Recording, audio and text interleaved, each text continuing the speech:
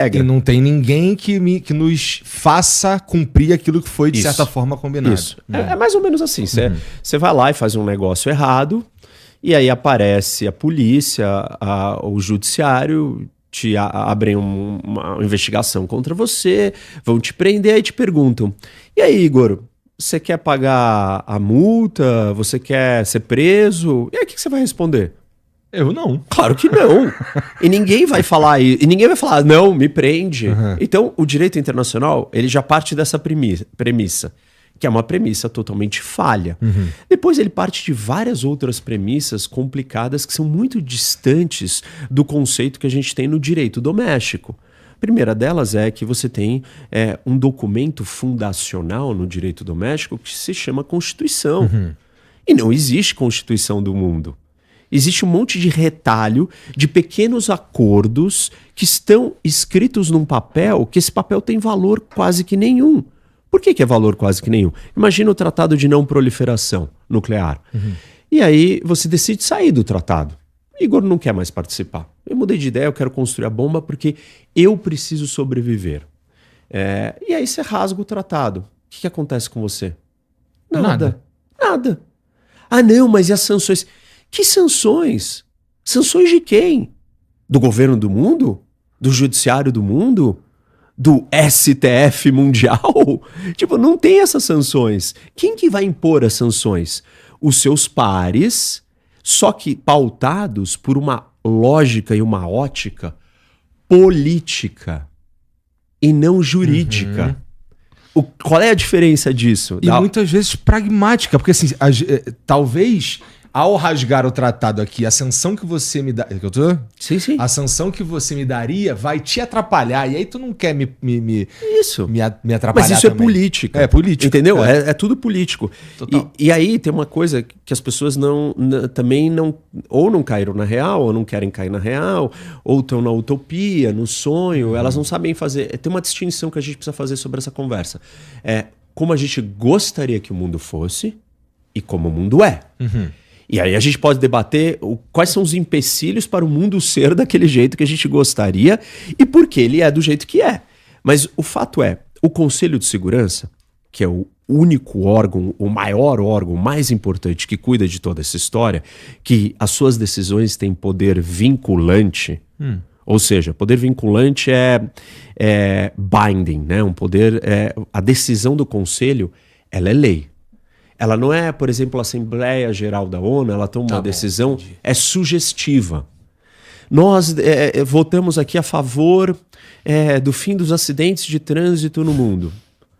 A Assembleia Geral está dizendo que ela gostaria que os acidentes de trânsito no mundo acabassem. Teve algo parecido, uma decisão da ONU também em relação ao Lula quando ele estava preso.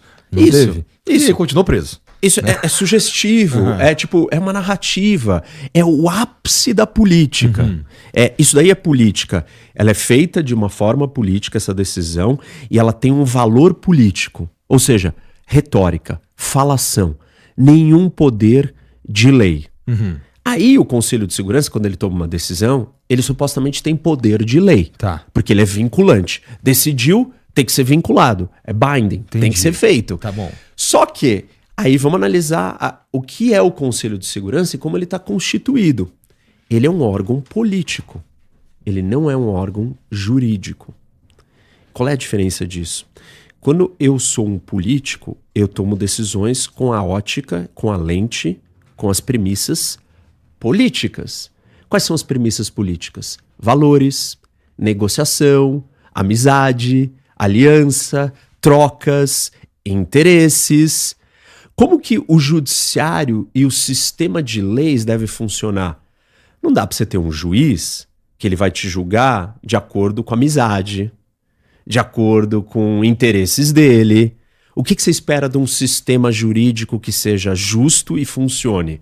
Que ele te julgue no espírito e na letra da lei. Essa não é a grande discussão do Brasil hoje? A discussão do Brasil é essa. O STF, o judiciário brasileiro, está politizado. Ou seja, ele está tomando decisões baseadas em uma lente ou uma ótica política e não numa ótica jurídica. Mesmo assim, o juiz, ele nunca vai conseguir ser totalmente imparcial, extirpar a política totalmente dele. Mas ele tem um código de regras e tal, e condutas. Agora, você imagina que ele tem uma carreira como um juiz. Uhum. Ele é doutrinado, ele é ensinado, ele aprende, eu sou um juiz, eu tenho a lei, eu tenho a Constituição aqui para me embasar. Aí tenta transferir esse sistema que foi construído para o Conselho de Segurança. Que são um monte de países. Não é um juiz. É um país sentado com outros, e aí eles vão tomar uma decisão. E aí você, como país, tem um poder de veto, que vira e fala assim, tomou uma decisão contra mim, vetei, não aceito. Cara, que raios de judiciário é esse? Não é um judiciário. Isso é um ambiente, assim, mais político que a gente pode imaginar. Ambiente altamente político. Eu vou votar numa decisão de uma coisa de acordo com o meu interesse, com os meus aliados. Vamos fazer uma votação condenando o Hamas. A China e a Rússia vão votar contra o Hamas. Vamos fazer uma votação condenando Israel. Os Estados Unidos, e às vezes o Reino Unido ou a França, podem vetar a votação contra Israel. Uhum. Isso é um órgão político. Então, não existe nada que sustente essa noção dessa ideia utópica que está todo mundo sonhando que a gente tem que caminhar. Como é que esse órgão político pode funcionar um pouco melhor ou um pouco pior? Imagina se a gente está se dando muito bem. Nós estamos numa fase assim fantástica, cara, estamos bem, não estamos brigando por nada, você está ganhando seu dinheiro aqui, eu estou ganhando o meu aqui, a gente não tem nenhum assunto polêmico que está nos incomodando. Aí a gente vira e fala assim, tem um cara lá que fez um negócio um pouco exagerado. Aí tá todo mundo bem entre si. Aí o negócio funciona um pouco. Porque os interesses não estão se sobressaindo. Uhum. Na história do mundo, quando você tem um ambiente geopolítico dividido, tenso, instável, o direito internacional ele é o primeiro a ser abalado. Porque as decisões do direito internacional elas precisam de um alinhamento coletivo de todo mundo voluntário. Essa palavra é muito importante.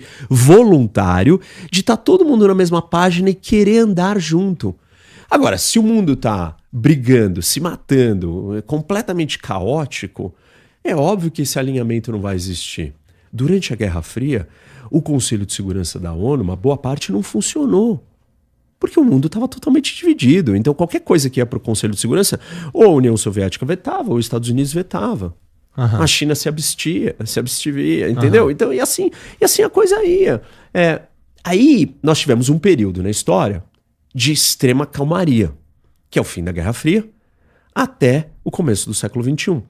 Então, você não tinha mais uma disputa entre duas superpotências, uma única superpotência sobrou, estabelecida, controlada, tranquila, venci, não preciso mais ser assertivo, mostrar minha força, já venci, tá tudo bem, não tem nenhum rival grande, a China ainda é pequena, tá pobre, não cresceu, a União Soviética acabou de colapsar, precisa se reentender, a Europa tá ali, tipo, se reunificando, se reorganizando, e aí o mundo tava na paz. Aí veio um cara, saiu muito da curva, Saddam Hussein, foi lá, atacou o Kuwait. Aí você tem uma demonstração clara de unidade coletiva internacional multilateral. E o Conselho de Segurança da ONU vira e fala assim, o cara invadiu outro país, a gente autoriza uma intervenção liderada pelos Estados Unidos e todo mundo veio junto. Aí foram lá, tiraram o Saddam Hussein do Kuwait. Tudo bem, aí funcionou. Aí, isso foi no começo dos anos 90. Aí a gente vira pro século XXI, 2001, e vem 11 de setembro. Aí no primeiro episódio do 11 de setembro, é o ataque da Al-Qaeda, né, aos Estados Unidos. Aí a comunidade internacional também olha e fala assim, cara, isso é muito fora da curva.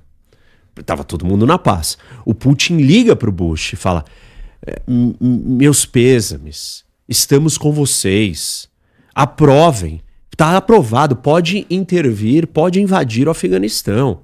E todo mundo vai junto. Aí os Estados Unidos já começa a ficar paranoico, né? Fala assim, bom, mas olha o que os caras fizeram com a gente. Da onde? Quem que fez isso? Pô, não é nem o Afeganistão. É uns caras da Arábia Saudita, um grupo de doidos se juntaram, radicais, foram lá, se juntaram com outro grupo local, dominaram o Afeganistão e lançaram um ataque de dentro do Afeganistão. O direito internacional já nem consegue compreender e classificar esse tipo de ação. Porque também tem um outro problema. Na Constituição, quando a Constituição ela fica atrasada, você vai lá e faz uma emenda constitucional. E a sociedade debate, elege pessoas e fala, gente, desculpa, tem inteligência artificial, precisamos de uma regulação para isso. Gente, desculpa, tem aquele outro problema que a gente não tinha. No internacional não tem isso. Então não tem emenda. Não tem se atualizar. Não tem, vamos sentar e vamos fazer a emenda constitucional do mundo, porque agora existiu um novo fenômeno chamado organizações fundamentalistas islâmicas terroristas, internacionais, globais, que vão lá e dominam outros países e usam aqueles países de base para fazer um ataque contra alguém.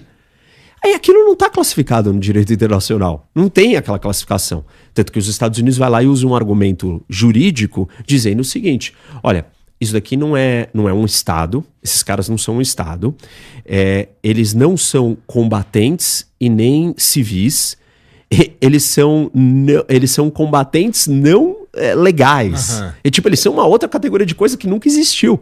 E esse é o argumento jurídico que os Estados Unidos traz para a história. E não tem precedente, não tem uma coisa igual àquela. Bom, e aí os Estados Unidos paranoico, né? E aí eu já sei, as pessoas, não, os Estados Unidos invadiu o Iraque por causa do petróleo e tal. E nós vamos falar disso porque é óbvio que a história da Venezuela suscita essa discussão. Mas vamos deixar de lado um pouco a ideia do petróleo. Tá bom. Vamos só, né?